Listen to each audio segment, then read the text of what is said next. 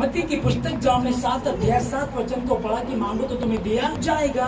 और कई बार जब आप प्रभु में शुरू से हैं, कोई 10 साल से, कोई 20 साल से आप प्रभु, और जब प्रभु का सेवक यहाँ खड़ा होकर के इस वचन को बोला करता था, ये बोलते होंगे, एक बात दिमाग में क्या आती है कि हमको मांगना है, कि प्रभु का सेवक बोल रहा मांगो तो तुम्हें दिया जाएगा। और हर व्यक्ति इसीलिए आता है, हर व्यक्ति कहीं ना कहीं उलझा हुआ है, हर व्यक्ति परेशान है और वो समाधान ढूंढते हैं, समाधान ढूंढते रहते हैं, कहाँ से हमको समाधान मिलेगा। और मसीह में जब लोग आते हैं तो आ करके इस वचन को जब उनके सामने आता है कि मांगो तो तुम्हें दिया जाएगा, तो वो मांगना शुरू करते हैं कि आइए, परमेश्वर का वचन बता रहा है कि मांगो तुम्हें दिया जाएगा, तो वो मांगना शुरू करते हैं। और लंबे समय तक हम देखते हैं कि उनको नहीं मिलता है। कई बार हम देखते हैं कि लंबा समय हो जाता है, उनको नहीं मिल पाता। हाल ही में एक भाई से मेरी बात हुई और उनके पास एक लड़का रहता है, वो हमारे प्रार्थना में आया करता था, आए काफी साल तक। वो बताते कि हमको 5 साल प्रभु में हो गया।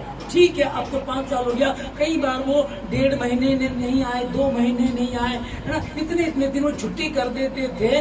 अभी उनकी टेस्टमनी लोगों के बीच में क्या है, वो उनको जिन्होंने उस लड़के से बात की, वो मुझसे बात कर रहे थे कि भाई वो लड़का हमारे यहाँ काम करता है।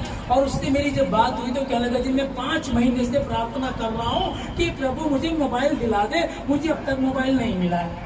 फिर उन्होंने कहा, अरे भाई इससे अच्छा तो तू मेहनत कर, काम करो, ले लेगा। और उसने मेहनत के ही काम कर लिया और उसने मोबाइल ले लिया। अब समझिएगा कि मूर्खता कितनी बड़ी है। क्या परमेश्वर ये देने के लिए आया आप लोगों को? उसके लिए कुछ भी असंभव नहीं है। मेहनत तो करनी पड़ेगी, विश्वास करो और कर्म करो, तब जाकर के आगे बढ़ो और परमेश्वर तमाम जरूरतों को पूरा करेगा। वो परमेश्वर इस बात को बोलता है, हम पढ़ते बाइबल में कि जमीन के ऊपर, आसमान के नीचे दूसरा कोई नाम नहीं दिया गया मनुष्य में जिसके द्वारा हम उद्धार पा सके। वो उद्धार देने के लिए आया। अब बाइबल को पढ़ने समझ रहे हैं, मत्ती की किताब पढ़ना शुरू किया होगा, 1 अध्याय से 7 तक पहुंचा होगा। 7 में जब ये आयत आई तो उसने क्या दिमाग लगाया, कहने लगे कि मैं तो प्रार्थना कर रहा था, मुझको नहीं मिला। अब एक विश्वासी जो 5 साल से था, किसी अन्य जाति के व्यक्ति से मिल करके उसको बताता कि मैं तो मोबाइल मांगा तो मुझको नहीं मिला। अब उसके सामने क्या गवाही पहुंची, मतलब कि मेरी प्रजा मेरे ज्ञान के ना होने के कारण नाश हुई जाती है, अज्ञानता के कारण ये दिक्कतें पैदा होती है। जिस वचन को हमने यहाँ पढ़ा अभी, जैसे कि मांगो तो तुम्हें दिया जाएगा, लूका की किताब 11 अध्याय में हमने पढ़ा कि 2 मित्र हैं। एक मित्र के घर में कुछ उसके रिश्तेदार आते हैं, तब उसके घर में खाने को कुछ नहीं होता है। वो अपने दोस्त के पास जाकर के बोलता है, मित्र दरवाजा खोल, मेरे पास मेरा एक मित्र आया है और मेरे पास कुछ नहीं है देने के लिए, इसलिए तुम मुझे 3 रोटी दे दे। तब वो व्यक्ति जिसके पास जाता है, वो व्यक्ति अपने बच्चों के साथ, जाड़ों का समय है या अपने बच्चों के साथ सोया, वो कह रहे कि मैं अपने बच्चों के साथ बिस्तर में हूँ, मैं नहीं आ सकता। लिखा है कि उसके मांगने पर अगर वो नहीं आया, उसका मित्र होने पर यदि वो नहीं आया, तो भी जब वो बार बार उससे मांग रहा है और जब ने लज्जा छोड़ करके उससे कहा, यार प्लीज यार मेरे पास कुछ नहीं है, मेरा मित्र आया मुझको दे दे, तब लिखा है कि वो उसको जरूर देता है। ठीक है, इस बात को लिखा है। और जब लूका की पुस्तक 18 अध्याय में हम लोग देखते हैं, प्रभु यीशु मसीह ने अपने चेलों को प्रार्थना सिखाई। हम एक प्रार्थना पढ़ करके बैठ जाते हैं कि मांगो तो तुम्हें दिया जाएगा, लेकिन लूका 18 अध्याय में प्रभु यीशु मसीह ने कहा कि उनको समझाया, निराश हुए बिना निरंतर उनको प्रार्थना करना चाहिए। और वो कहने लगा कि सुनो, एक नगर में एक न्यायाधीश था जो अधर्मी था, न परमेश्वर से डरता था, ना किसी मनुष्य की परवाह करता था। और एक विधवा उसके पास जाती है, बार बार बोलती है, मुझे मुद्दे से बचा, मुझे मुद्दे से बचा। जब इससे बात करती थी तो कभी ये अमीर आदमी है, कभी ये अच्छा खाना खा रहा, ये आकर के खटखटाती होगी, वो परेशान हो जाता है। फिर दोबारा जब वो कुछ नाच गाना देख रहे हैं, ये बीच में आकर के डिस्टर्ब करती होगी। बाद में ये क्या बोलता है, यार ना तो मैं परमेश्वर से डरता हूँ, ना किसी मनुष्य की मैं परवाह करता हूँ, तो भी ये स्त्री, ये विधवा बार बार आकर के मुझको परेशान करती है, कहीं ऐसा ना हो अंत में मेरे नाक में दम ना कर दे, इसलिए मैं उसका न्याय चुकाऊंगा। तब प्रभु यीशु मसीह उनको बताते हैं, प्रभु यीशु मसीह कहते हैं कि सुनो, ये अधर्मी न्यायाधीश क्या कहता है, तो क्या परमेश्वर अपने लोगों का न्याय ना चुकाएगा जो रात दिन उसके साथ संगति करते, रात दिन उसकी दुहाई देते रहते, जो रात दिन परमेश्वर से संगति करते, क्या वो उनका न्याय ना चुकाएगा? सुनो, ये अधर्मी न्यायी क्या कहता है, ना परमेश्वर से डरता, ना मनुष्य की कुछ परवाह करता, तो भी इसने क्या कहा, ये विधवा बार बार आकर के अंत में मेरे नाक में दम ना कर दे, इसलिए मैं इसका न्याय चुकाऊंगा। तो उसका न्याय चुकाने का मतलब कोई भय नहीं था, और नाक में दम ना कर दे। और प्रभु यीशु मसीह ने इसी बात को कहा, सुनो ये क्या कहती है। और उस व्यक्ति को देखो कि वो गया, कहने लगा कि मेरा एक मित्र आया है, मेरे पास उसको देने के लिए कुछ नहीं कि उनको खाए, तो मुझे 3 रोटी दे दे ताकि मैं उसके सामने रख सकूं।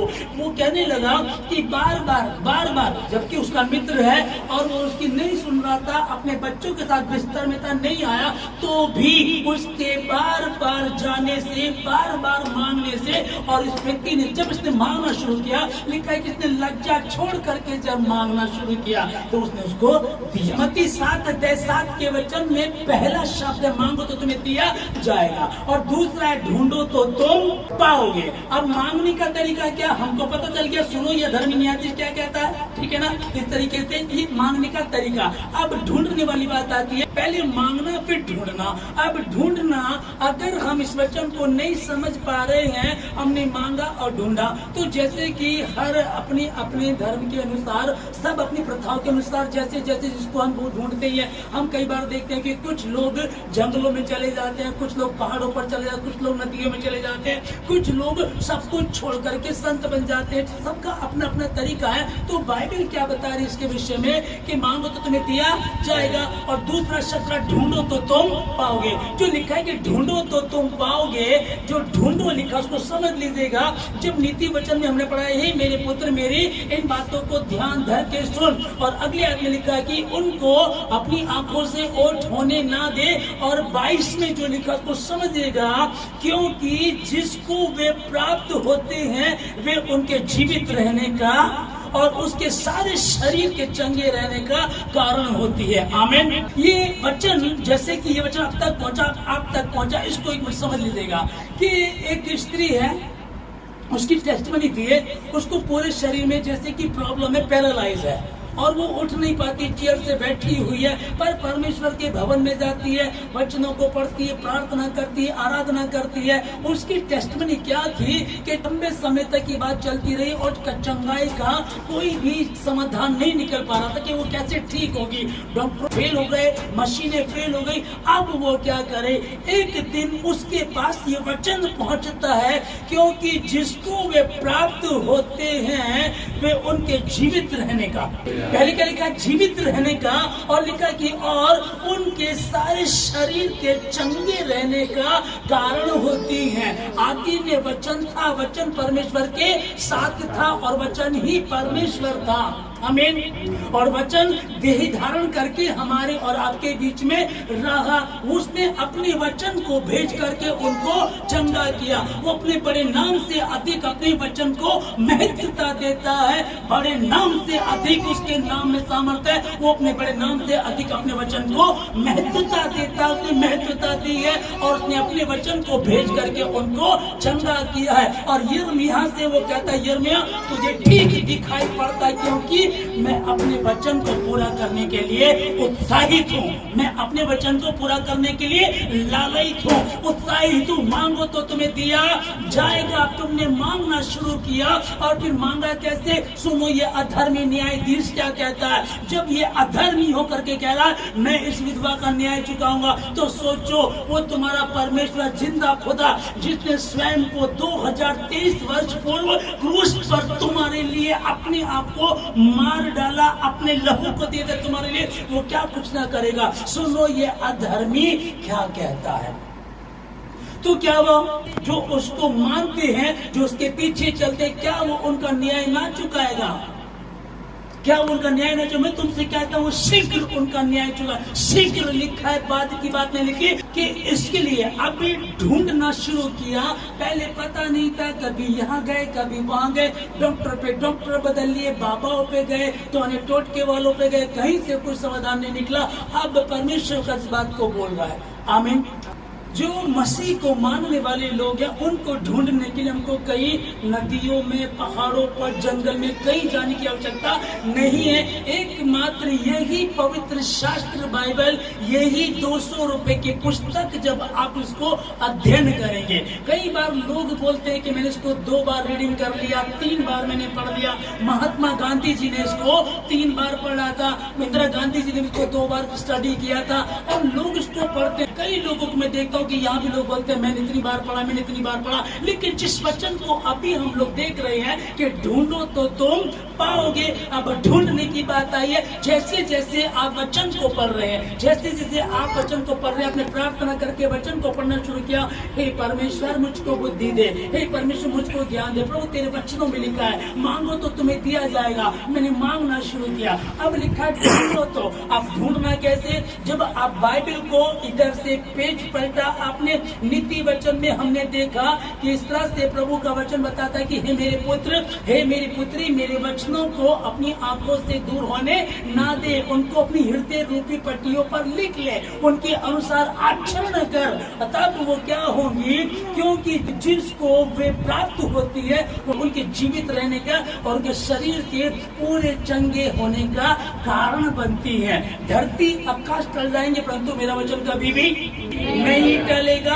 और जब 112 में भजन संहिता पढ़ते पढ़ते आप 112 में आ गए और आपने यह पढ़ना शुरू किया, एक में लिखा है कि यहाँ की स्तुति करो, क्या ही धन्य है वह मनुष्य जो यहोवा का भय मानता है।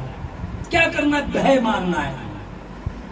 अब भय का मतलब क्या? पिता का भय कौन मानता है? बाप का डरने का क्या मतलब है? भय का मतलब है कि जिन बातों से पिता घृणा करता है उन कामों को हमको नहीं करना, उसके लिए भय मानता है। और फिर 2 में लिखा है उसका वंश पृथ्वी पर पराक्रमी होगा, सीधे लोगों की संतान आशीष पाएगी। जब हम देख रहे हैं कि हमारे बच्चे बिगड़ते जा रहे हैं, हमारे घर में बरकतें नहीं है, गलत संगति में बच्चे पड़ गए, इस वचन को जब आपने पढ़ा, पहला वचन आपने पढ़ा मांगो तो दिया जाएगा, आप उस वचन को मांगते रहे। प्रभु अपने का मांगो तो दिया जाएगा, मांगो तो दिया जाएगा, और लंबे समय तक आप प्रार्थना को कर रहे हैं। फिर लिखा ढूंढो तो तुम पाओगे। पर जब आप वचन को पढ़ के प्रार्थना कर रहे हैं तो परमेश्वर आप पर प्रकट करता है, आपको स्वर्गदूत देता है, डिवाइन हेल्पर देता है, आपका पास्टर आपको बताता कैसे पढ़ना है। पर समझ की बात आती है, मांगो तो तुम्हें दिया, ढूंढोगे तो तुम। आप ढूंढना शुरू किया। अब जब अगर आपके बच्चे बिगड़ रहे हैं तो यहाँ 2 में लिखा है कि उसका वंश पृथ्वी पर पराक्रमी होगा। जिनके बच्चे पढ़ नहीं रहे हैं, पढ़ाई छोड़ दी है, नशे में है, गंदी आदतों में है, बिगड़े हुए, कहीं से ठीक नहीं हो सकते, कोई तरीका है नहीं उनका ठीक होने का। लेकिन प्रभु का वचन यहाँ बता रहा है कि उनका वंश पृथ्वी पर पराक्रमी होगा, सीधे लोगों के संतान आशीष पाएगी। आमीन। ढूंढोगे तो तुम पाओगे। अब तुमने ढूंढना शुरू किया। ढूंढने का मतलब बेमतलब नहीं, आप अपने कमरे में रहिएगा, पवित्र शास्त्र बाइबल को लीजिएगा, सिंपली प्रेयर करें, परमेश्वर इसको मैं पवित्र शास्त्र बाइबल को पढ़ने जा रहा हूँ, मैं इसको पढ़ने जा रही हूँ, मुझको समझ दे, बुद्धि दे प्रभु, ताकि मैं उसको समझ सकूं। इस तरह अब 3 में क्या लिखा है इसमें? और उसके घर में धन संपत्ति रहती है और उसका धर्म सदा बना रहेगा। आमीन। कारोबार चल नहीं रहा है, बिजनेस चलता है, पैसा रुक। कितने लोगों को मैं देखता हूँ, कई लोग मेरे साथ अटैच है, वो लोग जब बात ऑनलाइन जो जुड़े हुए हैं वो लोग बात करते हैं, भाई काम बहुत अच्छा चल रहा है, बहुत रश रहता है, लेकिन कमाई दिख नहीं रही है, पैसा रुक नहीं रहा। कारण क्या है? यहोवा का भय नहीं है। कारोबार आ गया आपका। पहले जब छोटा कारोबार था तुम कारोबार करते थे, ओके, परमेश्वर के प्रति ईमानदार थे, आप वचन भी पढ़ते थे, प्रार्थना भी करते थे, उपवास भी रखते थे, और उसके बाद आप 7वां दिन भवन में परमेश्वर के जाना, वो भी जाया करते थे। उस रीति से परमेश्वर बढ़ाता गया। आपको आप रेडी लगाया करते थे, रेडी से कैंटीन, कैंटीन से एक ढाबा आपने कर लिया और वहां से प्रभु ने आपको बढ़ाना शुरू कर दिया। लेकिन जैसे आपका कारोबार बढ़ा, आपने संगति कम कर दी, आपने ढूंढना बंद कर दिया। मांग तो रहे हो पर ढूंढना बंद कर दिया। अब प्रभु का वचन बता रहा है कि धर्मी सीधे लोगों के लिए क्या लिखा है कि उसका वंश पृथ्वी पर बराबर नहीं होगा, वंश पराक्रमी होगा। आप सोचो कि प्रभु बात कर रहा है और धरती आकाश टल जाएंगे, परंतु मेरी बातें कभी भी नहीं टलेगी। मांगो तो दिया जाएगा, ढूंढोगे तो तुम पाओगे। जब तुमने ढूंढना शुरू किया, फिर तुम प्रार्थना करते रहे, आगे चलते गए। अब 91 को आपने पढ़ा, 91 में लिखा है कि जो परम प्रधान की छाए हुए स्थान में बैठा रहे, वो सर्वशक्तिमान की छाया में ठिकाना पाएगा। आप ढूंढ रहे हैं, आप खोज रहे हैं, आपने पढ़ा ढूंढोगे तो आप ढूंढोगे तो क्या से ढूंढेंगे। आप बाइबल को पढ़ते गए, आपके सामने वचन आ गया, आपने इसको पढ़ा। अरे लिखा कि तेरे निकट 1000 और तेरे दाहिने हाथ 10,000 गिरेंगे, परंतु तुझ तक नहीं पहुंचेंगे। उसने जो मेरे नाम को जान लिया, उसलिए मैं उसको आशीष दूंगा, उसको बढ़ाऊंगा, उसकी तमाम जरूरतों को पूरा करूंगा और किसी भली वस्तु की घटी उसको होने नहीं दूंगा। जो परम प्रधान के छाया स्थान में बैठा रहे। ढूंढना क्या है? ढूंढोगे तो। अब ढूंढना पहले क्या होता था? उधर कहीं दिमाग लगाते थे, पर यहाँ ढूंढना कौन सा हो गया? अब ढूंढना तो, पर कहाँ ढूंढना है? जो परम प्रधान के छाया स्थान में बैठा रहे। बैठ करके कौन ढूंढ पाएगा भाई? विचित्र बात आती ना कि बैठ करके कौन ढूंढ पाएगा, पर यही है बैठो, उसके जो बैठा रहे वो सर्वशक्तिमान की छाया में ठिकाना पाएगा। आमीन। फिर तुझको कोई घटी ना होगी, वो तुझको आशीष देगा। जवान शेरों को तो घटी होती है और वो भूखे भी रह जाते हैं, परंतु यहोवा के खोजियों को, यहोवा के डरवैयों को किसी भली वस्तु की घटी नहीं होती है। आमीन। मत्ती 7:7 में तीसरा शब्द लिखा है कि खटखटाओ तो तुम्हारे लिए खोला जाएगा। ओके, अब लिखा है कि खटखटाओ तो तुम्हारे लिए खोला जाएगा। और प्रकाशित वाक्य 3 अध्याय में जहाँ हम पढ़ते हैं, प्रभु यीशु मसीह कहता है कि मैं द्वार पर खड़ा होकर के खटखटा रहा हूँ, यदि कोई द्वार खोलेगा तो मैं उसके साथ और वह मेरे साथ भोजन करेगा। आमीन। अब सोचिए कि किसी राजा के साथ आप भोजन कर सकते हैं? किसी डीएम के साथ, मुख्यमंत्री के साथ बहुत ही संभव नहीं है, ठीक है ना, ये संभव ही नहीं है। तो यहाँ लिखा है कि मैं द्वार पर खड़ा होकर के खटखटाता हूँ, यदि तुम द्वार खोलोगे तो मैं भीतर आकर के उसके साथ भोजन करूंगा और वह मेरे साथ भोजन करेगा। या क्या लिखा? इधर यीशु मसीह खटखटा रहे हैं और कह रहे हैं कि अगर द्वार खोलेगे तो मैं भीतर आऊंगा, और इधर लिखा है कि खटखटाओगे तो खोला जाएगा, जिसको मत्ती 7:7 का आखिरी लाइन लोग पढ़ने लिखा है कि खटखटाओ तो तुम्हारे लिए खोला जाएगा। इधर तुम्हारा उद्धारकर्ता, तुम्हारा प्रभु, राजाओं का राजा, प्रभु का प्रभु यीशु मसीह कह रहा है कि मैं द्वार पर खड़ा होकर के खटखटाता हूँ, जो द्वार खोलेगा मैं भीतर आकर के उसके साथ और वो मेरे साथ भोजन करेंगे। और मत्ती 7:7 में क्या पढ़ा? यह आखिरी लाइन लिखा है कि खटखटाओ तो तुम्हारे लिए खोला जाएगा। अब समझिएगा, इधर लिखा है कि खटखटाओ तो, उधर लिखा है कि मैं खटखटा रहा हूँ। और ये जब दोनों मिल जाते, खटखटाना किसका दरवाजा खटखटाना?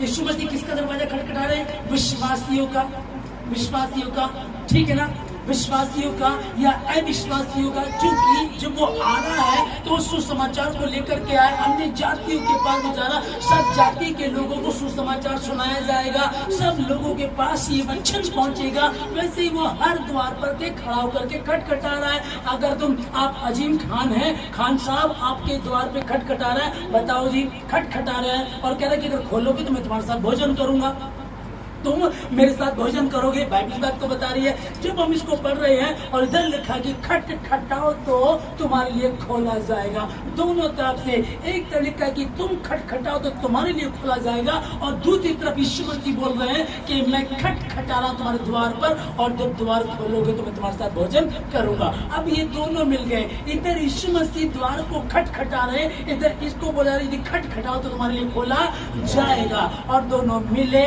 और दोनों साथ बैठ करके भोजन करेंगे। अगर कोई डीएम, शहर का डीएम आपका मित्र बन जाता है और आपके साथ लंच करता है, तो फिर क्या कोई शहर में कोई गुंडा आपको टच कर सकता है? किसी चीज की जरूरत है तो पूरी हो जाती है ना। फिर एक बात समझिएगा इसको, जब प्रभु यीशु मसीह आपके साथ भोजन कर रहा है, आप उसके साथ भोजन कर रहे हैं, तो आपका रिश्ता क्या बन गया? आप मित्र हो गए। और प्रभु यीशु मसीह इस बात को भी बोला है, उन्होंने कहा है कि अब से मैं तुम्हें चेला न कहूंगा, क्योंकि चेला नहीं जानता कि उसका गुरु क्या करता है, परंतु अब से मैं तुमको मित्र कहूंगा। और मित्र की बातों को जानता है और मित्र के साथ खुलकर बातें कर लेता। मैं द्वार पर खड़ा होकर के खटखटा रहा हूँ, और खटखटाओ तो तुम्हारे लिए खोला जाएगा। जब तुम खटखटाओगे तुम्हारे लिए खोला जाएगा। जब हम इन बातों को देख रहे हैं, अब हमको क्या करना है, जिसमें मैंने नीति वचन 4:22 में आपको बताया है, क्योंकि जिसको वे प्राप्त होती हैं वे उसके जीवित रहने का और उसके सारे शरीर के चंगे रहने का कारण होती है। इस वचन को आप ध्यान से समझ लीजिएगा कि ढूंढ करके मेरे वचनों को ध्यान से समझना, वो उसके जीवित रहने का और उसके सारे शरीर के चंगे रहने का कारण होती है। अब तुमको पता चल गया कि मैं कैसे ठीक होना। मुझे कई बार मैंने देखा, हाल ही में मुझे पता चला कि किसी एक भाई है, उसने बताया मेरी पत्नी और भाई हम तो राजस्थान गए थे। मैंने वहाँ क्यों गए थे आप?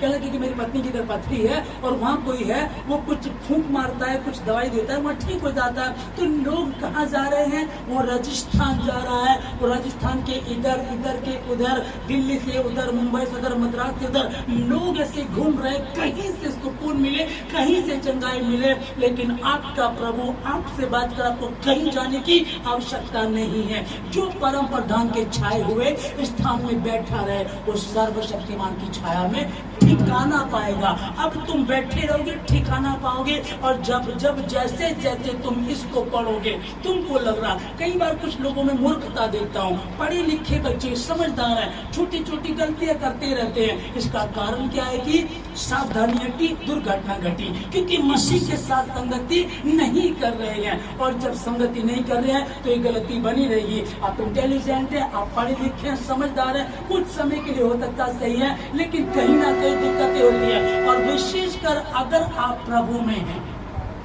अगर आप प्रभु में हैं, तब आप गलती कर रहे हैं, तो तब तो शैतान आपके पीछे नहा धोकर, हाथ धोकर नहीं, नहा धोकर आपके पीछे पड़ा हुआ है और आपके पीछे पड़ जाता है। और आप उससे जीत तभी सकते हैं जब मसीह यीशु का अनुग्रह आप पर है, तब आप जीत सकते हैं। अन्यथा आप कितना ही मांगते रहो, कितना ही खटखटाते रहो, कितना ही ढूंढते रहो, कुछ संभव नहीं है। हाँ, मांगो तो दिया जाएगा, मांगना शुरू किया, ढूंढना वचन से शुरू किया। अभी कुछ बहुत सारे लोग हैं कि कई बार मेरी उनसे बात भी होती है। एक व्यक्ति से मेरी बात हुई, हाल ही में एक व्यक्ति से मेरी बात चल रही है। वो बता रहा है कि मेरे शरीर में प्रॉब्लम है, मैं टेस्ट कराता हूँ, कुछ भी नहीं आता है। हरियाणा का है, कहता मैं टेस्ट करा तो कुछ भी नहीं आता है, और रात को मुझको डर लगता है और मेरा शरीर भी अजीब सा कमजोर होता जा रहा है, मेरी समझ में नहीं आ रहा। अरे चिंता मत करो, आप वचन को पढ़ना शुरू करो। उसने बाइबल डाउनलोड की, उसने सुनने वाली, जब उसने सुनना शुरू किया तो पहले तो उसने बताया कि मुझे डर लगा। ओके, उसने बताया मुझे डर में, चिंता ना करना, सुनते रहना कि रात में डर लगे, ठीक है कोई बात नहीं, रात डर लगे कोई बात नहीं। आज फिर उसने किया, अगले दिन उसने किया, उसने कहा कि जब उनको सुन रहा था तो मेरी रोनी आ रही थी, मैं रो रहा था। मैंने तो कोई बात नहीं, प्रभु का धन्यवाद। फिर अगले दिन थर्ड डे आया, फिर कह रहा कि मैंने पढ़ रहा था लेकिन मेरा मन नहीं लग रहा। मैंने कहा आपको उसको पढ़ना है। इसी प्रकार से कुछ और नहीं बात की। वो कहता है भैया मेरे अंदर वो प्रॉब्लम है कि मैं किसी को बता, कई बार गुप्त रोग होता है और ये स्त्रियों में भी पाया जाता है, पुरुष में भी पाया जाता है। अब ये ऐसी बीमारी है कि चाहे स्त्री चाहे पुरुष है, वो किसी से शेयर भी नहीं कर पाते। समझेगा चीज को, अब ना शेयर कर पाते। अब डॉक्टर पे, अगर उसी बीमारी के डॉक्टर पे गए और आपको उस क्लिनिक पे जाते हुए किसी ने देख लिया, अच्छा गुप्त रोग पे गया था, है ना। तो कई बार हमको ये डर लगता है कोई देख ना ले, अगर मैं किसी को बताऊं मेरी बीमारी पता चल जाएगी, और अगर मैं किसी को ना बताऊं तो ये बीमारी बनी रहेगी, फिर मेरा जीवन कैसे चलेगा, मेरा विवाह होगा तो कैसे होगा, ये भी प्रॉब्लम है। इसको समझिएगा, इसको बताने का कई लोग मुझसे बात करते, कई लोगों ने बात की भी है। और मैं बताना चाहता हूँ कि अगर आपके जीवन में ये जीवित वचन है तो हर बीमारी जाएगी, क्योंकि खुदा का वचन बता रहा। आपने क्या किया, मैंने पढ़ा मत्ती 7:7 पढ़ा, मांगो तो तुम्हें दिया जाएगा, ढूंढो तो तुम पाओगे, खटखटाओ तो तुम्हारे लिए खोला जाएगा। अब तुमने ढूंढना शुरू किया, प्रभु मुझको बता, जो परम प्रधान की छाया स्थान में, ओके है ना, तेरे निकट 1000, तेरे दाहिने 10,000 गिरेंगे, एक इधर है गुप्त रोग का कोई बीमार है, एक बेचारा परेशान हो गया, उसने इस डर के कारण शादी नहीं की, एक बहन को ये प्रॉब्लम है, उसकी भी दिक्कत आई हुई है, अब वो परेशान चल रहे हैं, हम करें तो क्या करें समझ में नहीं आ रहा। अब जहां आप रहते हैं, आप किसी के, मैं आपको नहीं बोल रहा, अगर किसी को भी ये मर जाए या कुछ और भी प्रॉब्लम होती है, कई बार और भी दिक्कत होती है। कई बार आप लोग सुनते हैं कि यार मेरी उस लड़की से शादी हुई और उसको तो हमें पता लगा, उसको तो मिर्गी का दौरा पड़ता है। अब लड़की वालों ने हमको पहले नहीं बताया, ये लड़की को पड़ता था, लड़की वालों ने हमको पहले नहीं बताया, तो ये बाद में जाकर के बाधा बनती है। और अगर आप बता देंगे तो आपसे शादी कौन करेगा, अधिकतर देखा जाता है कौन आपसे शादी करेगा। फिर हमको ये डर रहता है, ये मिर्गी का दौरा ये बचपन से पड़ता है, जाता नहीं है, ये गुप्त बीमारी ये बचपन से है और ये जाती नहीं है। कई बार गलती में हुई, कई बार नेचुरल है। अब हम क्या करें, हमारी समझ में नहीं आता। तेरे निकट 1000 और तेरे दाहिने हाथ 10,000 गिरेंगे। तो जब हम इस चीज को सुन रहे हैं, निकट 1000 दाहिने हाथ 10,000 गिरेंगे, इसका क्या मतलब है, हम समझ नहीं पा रहे हैं। कि अभी हुआ क्या, डेंगू की बीमारी थी, डेंगू की बीमारी जब आई तो एक मसीह लड़का बीमार हुआ, वो हॉस्पिटल में एडमिट हुआ और पूरे में छोटे छोटे बच्चे उसमें वार्ड में पड़े हुए थे। तो जो मसीह बच्चा था वो एक बेड पे था। तो अभी हमारी उनसे बात हो रही थी, मैंने क्या हुआ कि नहीं, डॉक्टर कह रहे कि अभी तो खतरे की बात है, मैंने कहा चिंता न करो। तो उनके पड़ोस में क्या था, एक बच्चा मर गया। उन्होंने कहा, वो डर के बोले भैया वो जो हमारे पड़ोस में था वो बेड पे था, वो बच्चा मर गया। मैंने चिंता मत करो, दुख की बात तो है, ये नहीं मरना चाहिए किसी का भी, लेकिन आप चिंता मत करो क्योंकि आपने अपने आप को अपने परमेश्वर यीशु मसीह के हाथ में दिया। फिर दूसरे बेड पे एक मर गया, फिर उन्होंने कॉल किया, फिर एक और मर गया, फिर कॉल किया। अब ये इसका क्या मतलब है, तेरे निकट 1000 और तेरे दाहिना 10,000 गिरे, ठीक है ना। किसी को गुप्त है, गुप्त रोग है, किसी को मिर्गी की प्रॉब्लम है। अब कई बीमारियां छिपाई जाती, बताई नहीं जाती, लेकिन अब झूठ सच बोल करके, बातें बना करके उसको ऐसे क्लियर तो हो जाता है, मैरिज तो हो जाती है, लेकिन जब वो भेद खुलते तब दिक्कत आती है। कई बार आप हमारी अपनी बीमारी को नहीं बता पाते, हमारी बेटी को मिर्गी होती है, हमारे बेटे को कोई प्रॉब्लम है, और माँ बाप को पता होता है, माँ बाप को पता होता है कि इसको गुप्त रोग है, इसके चाल चलन कैसे है, इसको मिर्गी आती है, इसको टीबी की बीमारी है, इसके कोई फोड़ा है, इसके कोई कैंसर है, वो कुछ भी है वो नहीं बताते हैं, बस कैसे भी करके। कई बार आपका बच्चा दारू पीने वाला होता है और आप झूठ बोल करके अच्छी अच्छी बातें करके उसकी शादी करा देते हैं, बाद में फंस जाते हैं, होता है ना। अब इन्हीं सभी बातों को लेकर के जब हम लोग यहाँ पढ़ रहे हैं नीति वचन 4 अध्याय में, अब ये सारी बातें हैं, संसार में है, सुख है, दुख है, मुसीबत है, और धरती का सरदार शैतान है। ईश्वर का राज्य नहीं, शैतान का राज्य है, क्योंकि वो शैतान का राज्य इसीलिए छोटी छोटी 6 महीने की बच्ची क्या होती है, 6 महीने की बच्ची के साथ कोई दुष्कर्म करे, 63 वर्ष की नन, 60 और 3 63 वर्ष की नन है, उसके साथ सामूहिक बलात्कार किया जाता है। इसका मतलब क्या है, ईश्वर का राज्य नहीं, शैतान का राज्य है। और उसी समय में जब प्रभु दुनिया में आया और आकर के कहता कि मन फिराओ क्योंकि स्वर्ग का राज्य निकट है, मन को बदलने के लिए। और यहाँ हम लोग नीति वचन 4 का 20 में हम लोग पढ़ रहे हैं, हे मेरे पुत्र मेरे वचन ध्यान धर करके सुन।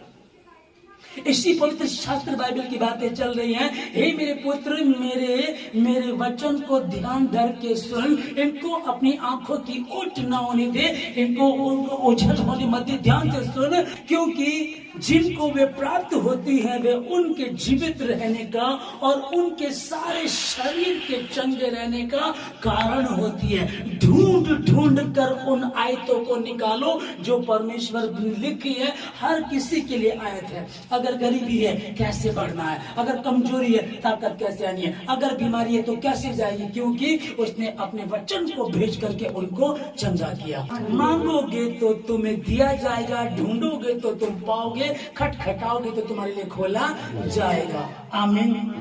यीशु मसीह 2023 वर्ष पूर्व आया और आकर के उसने सबसे पहले जो शब्द कहे वो यही थे, मन फिराओ क्योंकि स्वर्ग का राज्य। वो कोई धर्म परिवर्तन करने नहीं आया, वो ऐसा वो सब कुछ करने नहीं आया, है ना। क्या करने आया, क्या बताने आता है कि कहता है कि मन फिराओ क्योंकि स्वर्ग का राज्य निकट है। जीवन बदल देने वाला प्रभु, और इसीलिए जब लोग इसको पढ़ते हैं तो जीवन पाते हैं और हर दुष्ट आत्मा भागती है इसके पढ़ने से। आमीन। पर अगर आपको तरीका नहीं पता, सिस्टम नहीं पता आपको पढ़ने का, तो मैंने बताया आप लोगों को 3 बार पूरी बाइबल को 3 बार लोगों ने रीडिंग कर लिया। ऐसा जो वो खड़े होकर के बोलते हैं ऐसा लगता है यार ये तो पास्टर को भी फेल कर देगा, लेकिन जीवन बदला ही नहीं है। जीवन बदला ही नहीं है। कारण क्या है कि हम उसके अनुसार चले नहीं है।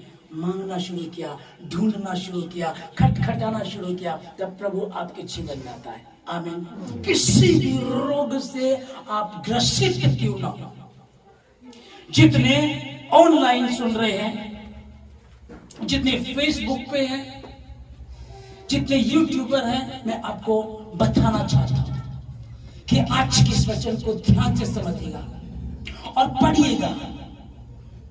मत्ती 7:7 में मांगो तो, ढूंढो तो, खटखटाओ तो, उसको समझिएगा, उसके अनुसार चलिएगा। और जितने आज सुन रहे हैं, अब सुन रहे हैं या कभी भी इसको सुनेंगे, मैं आशीष देता हूं मसीह के नाम में आप लोगों को। हर रोग, हर बीमारी, हर अंधकार की शक्ति, हर टोना टोटका, खिलाया पिलाया, कोई भी गड़बड़ी का ना हो, हर गुप्त रोग यीशु मसीह के नाम से जाए। वो बीमारियां जो आप लोगों को बता नहीं पाते, और अगर बता नहीं पाते और उन बीमारियों के होते होते झूठ बोल करके आपकी मैरिज हो जाती है, आप मैरिज कर लेते हैं, आप लड़की हैं चाहे लड़के हैं, मैरिज कर लेते हैं। उसके बाद जब इन बातों का सामना हो, क्योंकि छुपती नहीं है, वो बीमारी सामने आती है, उसके बाद बाधाएं आती हैं। 2 परिवार जो खुश होते हैं वो अलग हो जाते हैं, फिर कोर्ट कचहरी के चक्कर, फिर दुख और परेशानियां, ये सब ना हो, इसलिए परमेश्वर ने अपने जीवित वचन को भेज करके उनको चंगा किया। और यही वचन जो वो यिर्मयाह से कहता है, यिर्मयाह तुझको ठीक दिखाई पड़ता, क्योंकि मैं अपने वचन को पूरा करने के लिए लालायित हूं, उत्साहित हूं। वही वचन उसने भेजा यीशु मसीह ने, और वो देह धारण करके हमारे बीच में रहा। 2023 साल के लिए हमारे बीच में रहा, मारा गया, गाड़ा गया, तीसरे दिन मुर्दों में से जी उठा। जी उठने के बाद उसने कहा, देखो मैं मर गया था, मैं जी उठा हूं, अभी युगान युग तक जीता रहूंगा। वो आशीष मैं आप लोगों को देता हूं। लिखा कि जो विश्वास करे और बपतिस्मा ले उसी का उद्धार होगा, और विश्वास करने वाले में चिन्ह पाए जाएंगे। वो बीमारों पर हाथ रखेंगे, वो चंगे हो जाएंगे, वो दुष्ट आत्माओं को मेरे नाम से निकालेंगे, क्योंकि यीशु मसीह उनके साथ काम करता था, काम करता है और आज भी काम करता है। इस वचन को, परमेश्वर के वचन को आदर मिले। आज से आपको कुछ सोचने की जरूरत नहीं है। बहुत आपने मेडिसिन खा ली, बहुत इधर उधर भटक लिए, बहुत आप चिंतित हो गए, हमारी लड़की में कमी है, हम कैसे करेंगे, हमारे लड़के में ये कमी हम कैसे करेंगे। चिंता मत कर, डर मत, तेरा परमेश्वर यहोवा वो इसीलिए आया ताकि दुखी लोगों को सुकून दे सके। उसके कोड़े खाने से तुम चंगे हो चुके थे, उसने अपने ऊपर कोड़े खाए ताकि तुमको दुख ना उठाना पड़े। वो शांति देने के लिए आया। अब लिखा है कि यदि तुम मुझ में और मेरा वचन तुम में, जैसे कि लिखा कि अगर तुम मुझ में अर्थात मेरे वचनों में, इस पवित्र शास्त्र बाइबल को पढ़िए, तो तुम मुझ में बने रहो और मेरा वचन तुम में बना रहे, तब जो चाहो मांगो और तुम्हारे लिए हो जाएगा। जितने भवन में, जितने भवन के आसपास सुन रहे हैं, जितने भी ऑनलाइन सुन रहे हैं, आपका आशीष के के नाम में हर बीमारी जाती है। और परमेश्वर बातों का नहीं परंतु सामर्थ्य का परमेश्वर है। वो गड़बड़ी का परमेश्वर, सामर्थ्य का परमेश्वर है। और उसने कहा कि परख कर देखो कि यहोवा कैसा भला है। क्या ही धन्य है हर वो व्यक्ति जिसका भरोसा यहोवा ही पर है। सीधे लोगों की संतान पृथ्वी पर पराक्रमी होगी, पराक्रमी होगी, कोई रोग ना होगा। वो ईश्वर आपको आशीष देगा। प्रभु जी सबको आशीष दे, इनकी तमाम जरूरतों को पूरा कर, बुराई से बचाए, किसी परीक्षा में पढ़ने ना दे। खुदावन जो लोग नहीं आ सकते प्रभु जी, उनको आशीष देता श्रीमती के नाम में, उनको संभालिएगा। जिन्होंने गलती करी उनको समझ दीजिएगा, और जिनके साथ दिक्कत थी प्रभु उनको आप संभालिएगा। अभी तक समझ धन्यवाद देते, आगे के समय को आपके हाथों में देके धन्यवाद के साथ प्रार्थना यीशु मसीह के नाम से मांगते हैं, आमीन।